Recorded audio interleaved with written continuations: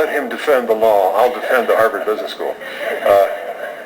Actually, the best way to do it is to tell you the story. By the way, the president in Hawaii, Steve Wheelwright, who was a professor at Harvard, was my PhD candidate when I was a professor at Stanford. I was his thesis chairman.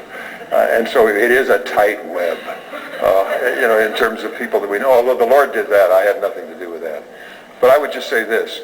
The way to look at Harvard and its effect, at least personally, is with this story. When I first came as the president of Ricks College, I attended my first meeting that I'd ever been in, watching the general authorities of the church, the first presidency and others, running a meeting. I had been studying for the 10 years I was a professor at Stanford how you make decisions in meetings, in groups.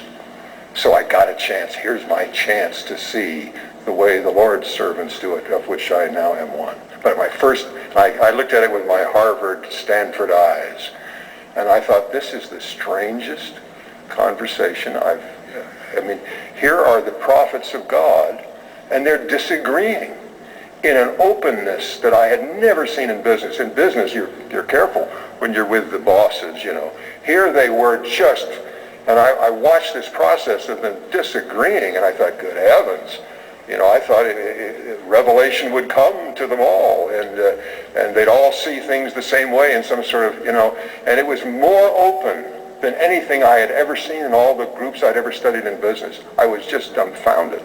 But then after a while, the conversation cycled around, and they began to agree. And I saw the most incredible thing, that here are these very strong, very bright people, all with different opinions. Suddenly the opinions began to just line up, and I thought, I've seen a miracle. I've seen unity come out of this wonderful, open kind of exchange that I'd never seen in all my studies of government or business or anywhere else. And so I thought, oh, what a miracle. And then it was President Harold B. Lee was chairing the meeting.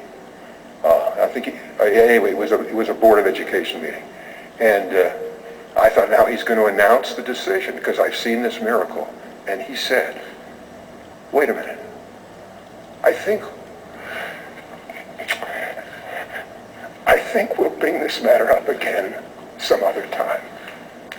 I sense there is someone in the room who is not yet settled. And they went on to the next item, and I thought, that is strange. And then I watched somebody, one of the brethren, one of the 12, walk past President Lee and say, thank you. There's something I didn't have a chance to say. So I want you to know, the main thing you do about Harvard and Stanford, and I hope this doesn't offend my wonderful friends, forget it. We're in another kind of thing here.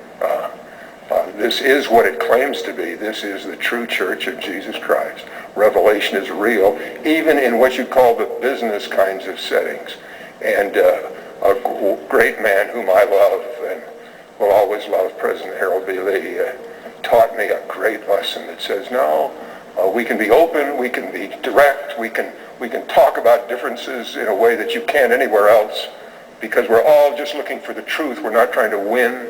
We're not trying to make our argument dominate. We just want to find what's right. And then a man sensitive enough to sense, without anybody saying anything, that somebody in the room was not settled. And again, there's a kind of process of openness, and yet coming together and having confidence that you know what the Lord wants, not what we want. That is, I loved Harvard. I loved Stanford. Had a great time there. My wife is here. We spent the first 10 years of our married life. I was a professor at Stanford, thought I'd stay there forever, and had tenure, and how happy we were. And then went to Rexburg, Idaho from there, and then came down here and found out that there was a kind of making decisions and working together in groups that I have never seen anywhere else in the world except here.